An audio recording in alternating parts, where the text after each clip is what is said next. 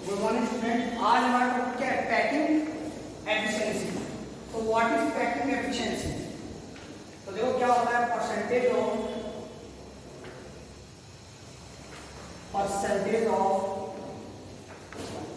Space occupied by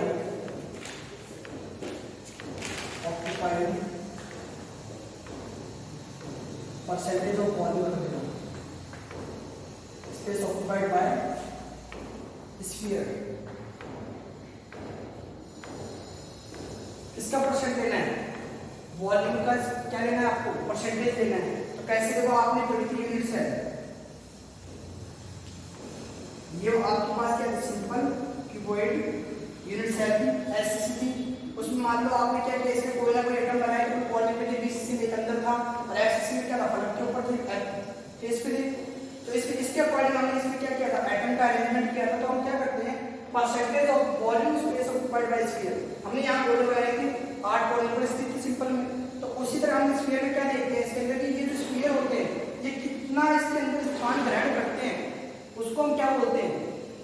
volume space occupied by sphere. उसका percentage हम निकालेंगे तो हमारे पास क्या आ जाएगा? Packing efficiency. पैकिंग एफिशिएंसी को मैं शॉर्ट में नोट करता हूँ, पीई। ठीक है, तो मैं यहाँ लिख देता हूँ वॉल्यूम ऑफ ऑक्यूपाइड एटम। यहाँ के जो एटम होंगे वो कितना अंदर स्थान ग्रहण करते, उसका volume atom upon volume of unit cell. बस आपको ये फॉर्मूला ध्यान में है तो सबके आप क्या निकाल पाओगे? पैकिंग एफिशिएंसी कैलकुलेट कर पाओगे। अब कैसे पैकिंग एफिशिएंसी? सबसे पहले हम बात करेंगे पैकिंग एफिशिएंसी किसमें? एससीसी में। ठीक है, तो बात करते हैं first of all packing efficiency for SCC. इसमें सिंपल क्यूबॉइड यूनिट सेल। ठीक है, इसके अंदर बात करते हैं पैकिंग एफिशिएंसी। देखो तो आपको पता है सिंपल में क्या थी? सभी 8 कोनों पर क्या थी? एटम प्रेजेंट थे। तो देखो कैसे, अब हमें सबसे पहले यहाँ निकालना है कि इसके अंदर कितने एटम स्थान ग्रहण करते हैं। हमने निकाला था क्या? ये 8 थे कॉर्नर पर, तो इसका 1/8 भाग एक एटम का परमाणु अंदर होता है, तो कितना आ जाएगा? 1 परमाणु। तो हमारे पास एटम की संख्या कितनी आ गई? 1। अब हमने मैथ में पढ़ा है कि वॉल्यूम ऑफ स्फीयर एक गोले का आयतन कितना होता है? 4/3 πr3। ये होता है 4/3 πr3। ये तो कितने का आयतन है? एक गोले का आयतन। अगर हम बात करें कि पूरे एटम के इसके अंदर तो कितना आ जाएगा इसका आयतन? वॉल्यूम ऑफ ऑक्यूपाइड एटम, कितने एटम इसमें ऑक्यूपाइड कर रहे हैं स्थान? एक एटम। तो एक एटम का आयतन कितना होगा? वॉल्यूम कितना होगा? 4/3 πr3 होगा। फिर देखिए आप, मैं आपको इसको ओपन करके एक फेस दिखा रहा हूं कैसे अरेंजमेंट होती है। या आपके पास क्या है? एक फेस है, इसमें एक एटम ये प्रेजेंट है, दूसरा एटम ये है, तीसरा ये है, चौथा ये। इस प्रकार एक दूसरे से अटैच होते हुए क्या रहते हैं? एटम प्रेजेंट रहते हैं इसके अंदर। यहाँ अगर मैंने आपको ओपन नहीं करके दिखाया, वैसे जुड़े हुए रहते हैं, आपस में टच होते हैं। ठीक है, अब देखिए आप यहाँ देख रहे हैं एटम तो क्या कर रहे हैं? स्पेस ऑक्यूपाइड कर रहे हैं यहाँ, जबकि यहाँ पे वॉइड बन रही है आपकी टेट्राहेड्रल या ऑक्टाहेड्रल बन सकती है इसके अंदर। वो तो हम कैलकुलेट कर लेंगे किसके अकॉर्डिंग क्या बन रहा है। अब हमें ज्ञात क्या करना है कि ये जो एटम के जो भाग है कितने प्रतिशत स्थान ग्रहण करते हैं, स्पेस ऑक्यूपाइड करते हैं, उसके हम क्या कहते हैं? पैकिंग एफिशिएंसी कहते हैं। अब देखो, मैं अगर बात करूँ, इसको मैंने एज लेंथ क्या मानी? और आपको के अंदर क्या होता है? टोटल सब एज लेंथ क्या होती है? लेंथ, विड्थ और विड्थ क्या होती है? इक्वल होती है। तो हमारे पास क्या आ जाएगा? वॉल्यूम ऑफ यूनिट सेल क्या होता है? ए का क्यूब। तो हमारे पास ए निकालना है, हमारे पास ये तो ए है। अब देखो ए जो वैल्यू है ये तो हमें पता है कि इसको हमने ए ज्यूम किया है लेंथ। ये ए किसके बराबर है? अगर आप देखते हो तो ये हमारे पास एक स्फीयर है, ये आर हो जाएगी, तो ये क्या हो जाएगी? आर। तो ए किसके बराबर आ जाएगा? 2r के बराबर। तो हमारे पास वॉल्यूम ऑफ यूनिट सेल क्या आ जाएगा? 2r का क्यूब। ये आ जाएगा हमारे पास। अगर आप इसको 2r का क्यूब करोगे तो कितना आ जाएगा? 8 * r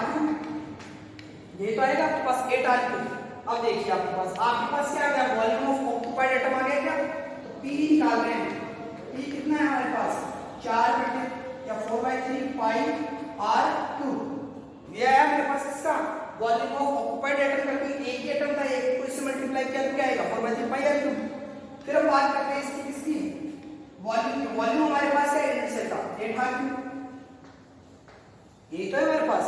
अब देखो हम इसको सॉल्व करते हैं 4/3 into पाई into r3 upon 8 into r3। r3 से r3 कैंसिल आउट हो जाएगा, 4 से 8 चला जाएगा, इनटू क्या रहेगा, ये ध्यान में रखना है इनटू में 100 है इसकी, कि हम पैकी एफिशिएंसी निकालते हैं और परसेंटेज के रूप में निकालते हैं इनटू 100। अब आपके पास क्या बचा है, पाई/6 इनटू 100। पाई का मान 3.14 रख लोगे आप, जैसे आप 3.14 रख के इसको सॉल्व करोगे तो आपके पास कितना आ जाएगा, ये 52.4%। अगर नहीं आता तो निकाल लेना, ये 2 जीरो लग जाएंगे, 100 से मल्टीप्लाई करके इसका डिवाइड करके देख लेना, आपके पास क्या आएगा 52.3 समथिंग पॉइंट कुछ आएगा, 3.7 समथिंग, उसको हम क्या लिख देते हैं 4 लिख देते हैं उसको, 52.4%। अब हम क्या कर सकते हैं, एससीसी के अंदर जो एटम जो परसेंटेज कितना स्थान ग्रहण करते हैं, स्पेस ऑक्युपाइड करते हैं 52.4%। अगर अब आपसे पूछ लिया जाए कि इसमें वोल्ट कितना है, रिक्तियां कितनी है इसमें, तो 100 में से आप इसको अगर माइनस कर दोगे तो आपके पास किसकी परसेंटेज आ जाएगी, वोल्ट की आ जाएगी। तो आप बता सकते हो इसी वे में, तो प्रॉब्लम नेक्स्ट। अब हम बात करते हैं एफसीसी के अंदर, इसकी बात करेंगे एफसीसी। देख लेना एफसीसी की संरचना क्या होती है, सीसीपी के समान होती है और एचसीपी के समान ही होती है, यानी तीनों की संरचना की जो यूनिट सेल होती है वो कैसी होती है, सेम होती है तीनों की, ठीक है। तो तीनों की हम क्या कर लेंगे, पैकिंग एफिशिएंसी निकाल लेंगे। देखो पैकिंग एफिशिएंसी कैसे निकालेंगे, इसके लिए हार्ड नहीं, बस आप देखते जाइए स्टेप बाय स्टेप, आपको कोई प्रॉब्लम नहीं होगी। ये ध्यान में रखना है आपको, सीसीपी और एससीपी और एफसीसी की जो यूनिट सेल होती है वो कैसी होती है, सेम होती है। तो इसके लिए पैकिंग एफिशिएंसी निकालते हैं। सबसे पहले हम बात करते हैं एटम की। एटम हमने बताया इसमें 8 तो क्या होते हैं, 8 तो कॉर्नर पे प्रेजेंट होते हैं और 6 कहां पे, फेस पे, ये तो 6 फेस पे थे इसमें। तो हमारे पास एटम की वैल्यू कितनी आएगी, 8 1/8 प्लस 6 into 1/2, टोटल कितनी आ गई 1 + 3 = 4। हमारे पास एटम की संख्या कितनी आ गई 4, यानी इसके अंदर कितने एटम प्रेजेंट हैं 4। फिर हम बात करते हैं स्फीयर का वॉल्यूम, वॉल्यूम ऑफ स्फीयर। ये हमें एक वॉल्यूम का, तो स्फीयर का एक का वॉल्यूम तो हमें पता है 4/3 पाई r3। यहां पे हम क्या करते हैं, टोटल वॉल्यूम निकाल लेते हैं स्फीयर का, तो कितना आ जाएगा 4 × 4/3 पाई r3। आपने एक स्टेप के क्या एटम निकाल लिया, दूसरा क्या कर लिया आपने टोटल स्फीयर का वॉल्यूम निकाल लिया, या मैं फिर कहूं टोटल एटम का आपने क्या निकाल लिया, वॉल्यूम निकाल लिया। इसको एटम भी कर सकते हैं, स्फीयर को रिप्रेजेंट किससे करते हैं, एटम, आयंस, मॉलिक्यूल्स, इनसे रिप्रेजेंट करते हैं इनको। फिर हमारे पास देखो आगे क्या करना है, हमने इसकी एज लेंथ क्या मानी, इसकी भी हमने एज लेंथ क्या मानी, एज लेंथ a मानी। एक चीज हमेशा ध्यान रखना है इसमें, ये जो कॉर्नर के जो एटम होते हैं इसमें वो आपस में क्या नहीं होते, अटैच नहीं होते एक दूसरे से, जबकि सिंपल क्यूबॉइड में क्या थे, एक दूसरे से अटैच थे, जबकि इसमें क्या नहीं होते, अटैच नहीं होते। मैं आपको एक फेस दिखाता हूं, देखो कैसे।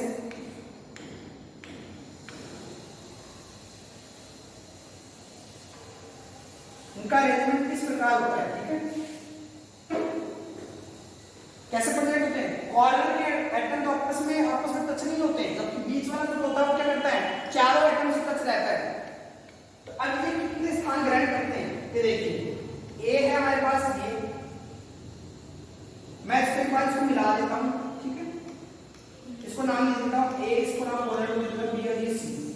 मेरे पास एक त्रिभुज दिखाई दे रहा है, त्रिभुज ए बी सी, और आपने पाइथागोरस प्रमेय पढ़ी होगी, उसमें क्या था फॉर्मूला, हाइपोटेनस का स्क्वायर, हाइपोटेनस का स्क्वायर, इसके बेस का स्क्वायर प्लस परपेंडिकुलर स्क्वायर। ये आप पीछे पढ़ चुके हैं क्लास में, ठीक है। अब देखिए यहाँ पे हाइपोटेनस क्या है, AC, मैं इसको लिख देता हूँ AC का स्क्वायर बी पहले लिख देता हूं ए बी का स्क्वायर प्लस बी ए का स्क्वायर। यहां तक कोई प्रॉब्लम नहीं। फिर देखिए आप हमें पता है ये कितना है ए है और ये भी कितनी होगी फिर ए ही होगी क्योंकि क्यूब कैसी है क्यूब में। तो देखो यहां आ गया हमारे पास ए स्क्वायर प्लस ए स्क्वायर तो कितना आ गया 2 स्क्वायर। अब हम बात करते हैं ए सी स्क्वायर। आप देखिए हमारे पास ए सी है ये आर है ये आर है ये 2 आर है। ए सी किसके बराबर आ गया 4 आर। हमने क्या पता कर लिया ए सी किसके बराबर होता है 4 आर। तो हमारे पास क्या आ गया 4 आर का स्क्वायर बराबर होता है किसके 2 ए स्क्वायर। यहां तक कोई प्रॉब्लम? स्टेप बाय स्टेप चलना है आपको।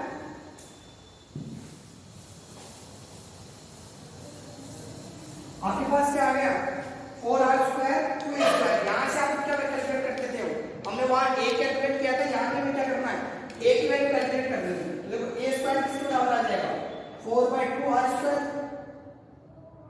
इतना नजर आ जाएगा कैंसिल आउट करोगे क्या आ जाएगा 2 R square 4 R square 4 R sorry हां होल स्क्वायर 4 आर स्क्वायर से क्या हो जाएगा 16 आर स्क्वायर।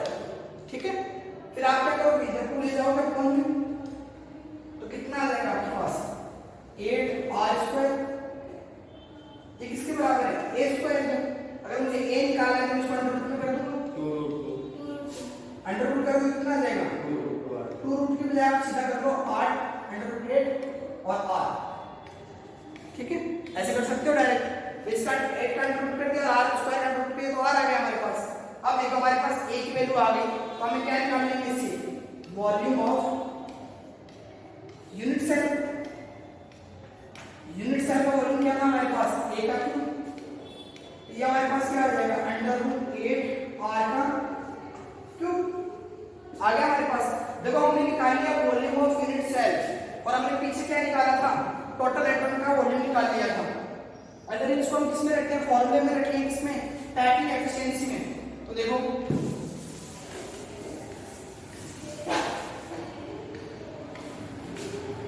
पैकिंग एफिशिएंसी क्या था टोटल वॉल्यूम तो था हमारे पास कितना 4/3। लेकिन एटम कितने थे उसमें 4 पाई आर क्यूब ये थी हमारे पास वैल्यू।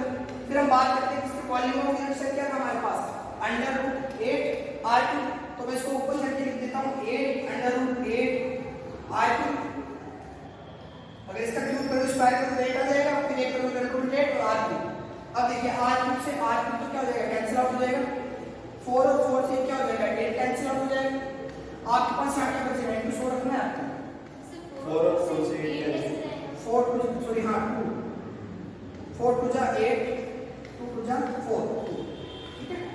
फिर आप देखिए 2 बचा आपके पास यहां और क्या बचा पाई अपॉन में क्या बच गया आपके पास 3 अंडर रूट 8 ये बच गया आपके पास। और अंडर रूट का 8 का मान पता है आपको अंडर रूट के 8 का मान क्या होता है 2.828 क्या होता है 2.828 कितना होता है। तो आप क्या कर दोगे 2 into 3.14 या फिर आप 22/7 कर लेना कोई दिक्कत नहीं 7 into 3 into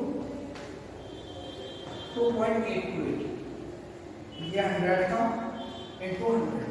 जब आप इसको कैलकुलेट करके सॉल्व करोगे तो कितना आएगा 74%। तो आप क्या कह सकते हो एफसीसी और सीसीपी और एससीपी की जो पैकिंग एफिशिएंसी होती है वो कितनी होती है 74%। अगर मैं पूछूं इसमें वोइड कितनी होती है खाली जगह कितनी होती है 26%। बता सकते हो जी मैंने आपको करना क्या होता है पहले सबसे पहले आप एटम निकालिए कि उसके अंदर कितने एटम पड़ जाएंगे। फिर उन टोटल एटम को हम गोला मानते हैं स्फीयर मानते हैं तो टोटल स्फीयर का वॉल्यूम निकाल लीजिए। फिर आपको कैलकुलेट क्या करना है एक की वैल्यू कैलकुलेट करनी है पाइथागोरस प्रमेय लगा के देखिए अगर उससे निकल जाता है ठीक है सिंपल निकाल लीजिए। फिर आप क्या करते हैं उनके एक की वैल्यू किसमें रख दीजिए यूनिट सेल का आप क्या निकाल दोगे वॉल्यूम निकाल दोगे इससे। फिर आप उन दोनों की मान किसमें रख दोगे पैकिंग एफिशिएंसी के फॉर्मूले में रख दोगे तो आपके पास क्या आ जाएगा उसका पैकिंग एफिशिएंसी। अब बात करते हैं थर्ड बीसीसी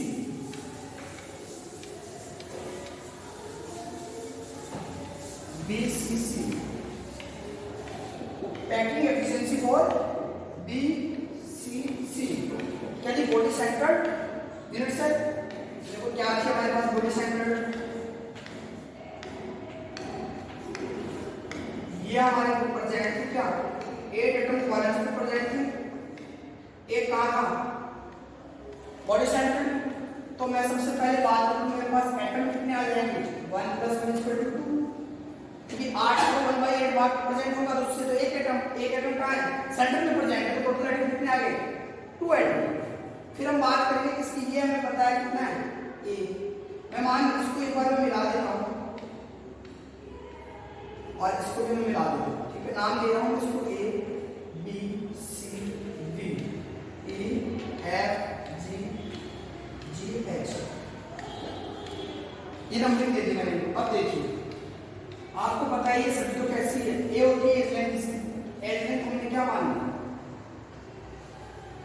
एज लेंथ कितनी होगी ए, लेकिन हमें ये पता नहीं, मान लिया इसको बी हाइपोटेनस है अपना, और ये क्या हो जाएगा सी। अब देखिए आप मैं बात कर रहा हूँ पाइथागोरस प्रमेय में ए त्रिभुज ए क्या होगा ये ए डी जी, दिखाई दे रहा है आपको ए डी जी, अगर नहीं दिखाई देता तो यहाँ डायग्राम मैं कैसे बना देता हूँ।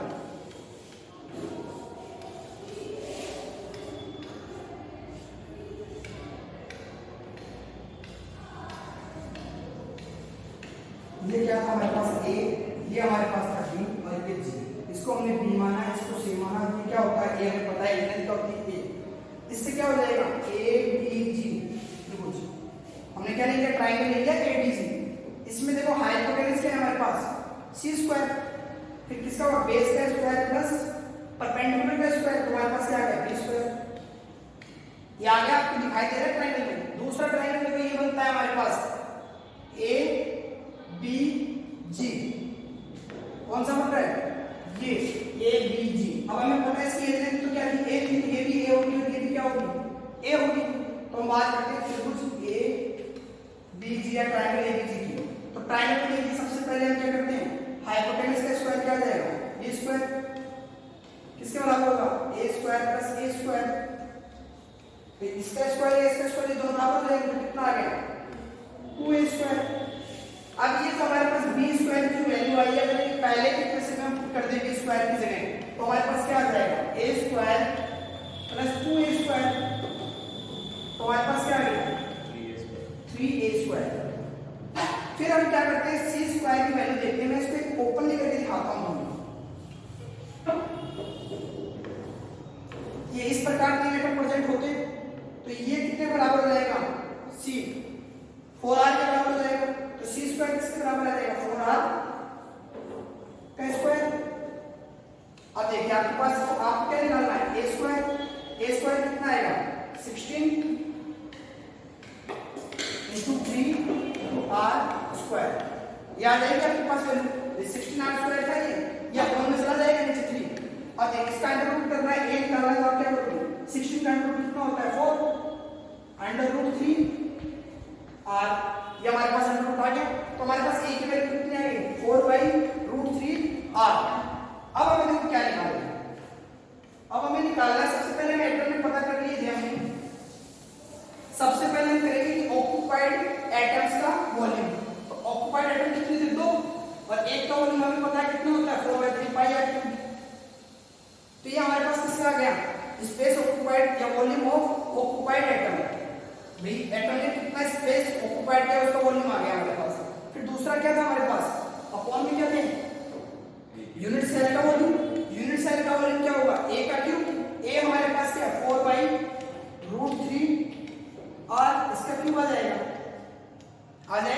तो देखो मैं इसको लिख लेता हूँ 2 × 4 × पाई × r का क्यूब, नीचे क्या आ जाएगा 3 नीचे आ जाएगा, फिर × 4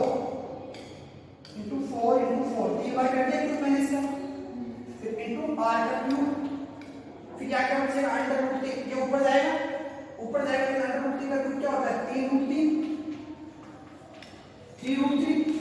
हो जाएगा। अब देखिए 3 से तो आप क्या कर दोगे 3 कैंसिल आउट, r क्यूब से क्या कर दोगे r क्यूब कैंसिल आउट, 4 से क्या कर दोगे ये 4 कैंसिल आउट, 2 से क्या हो जाएगा 2 × 4, आपके पास क्या क्या बचा है यहाँ पर 22/7 पाई का मान लिख देता हूँ, ठीक है। और क्या बचा है यहाँ पे अंडर रूट 3,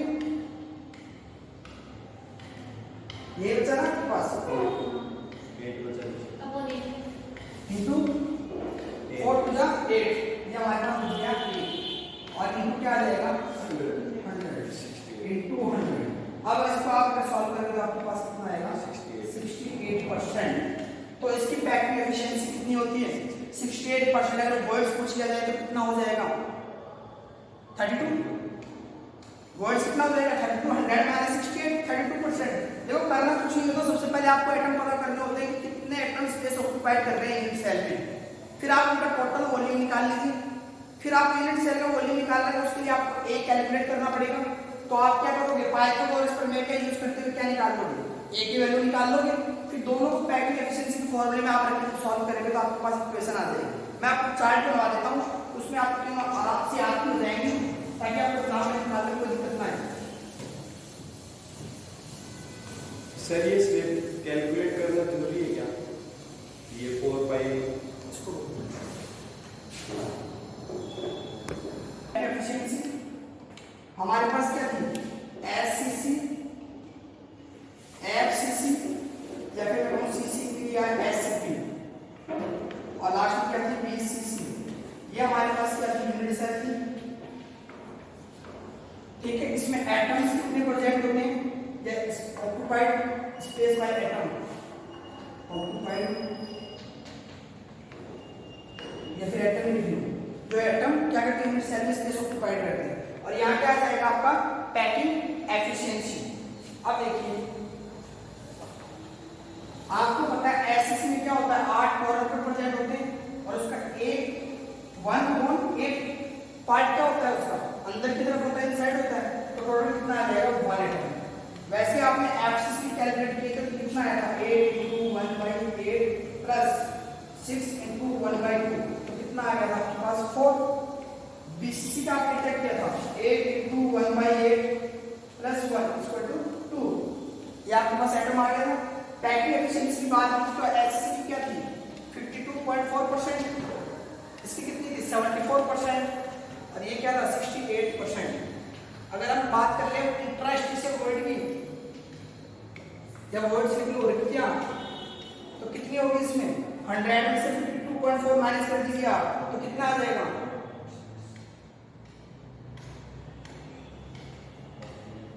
47.6% क्या होगी वर्ड्स होगी इसमें। और यहाँ पे क्या आ जाएगा 74 से 26%, 68 कितना आ जाएगा 32%।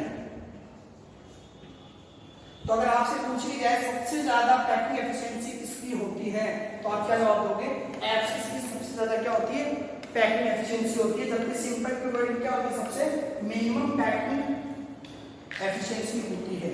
तो ये था आज हमारा पैकिंग एफिशिएंसी का टॉपिक। आज के लिए इतना ही, बाकी मिलते हैं नेक्स्ट क्लास में। Thank you.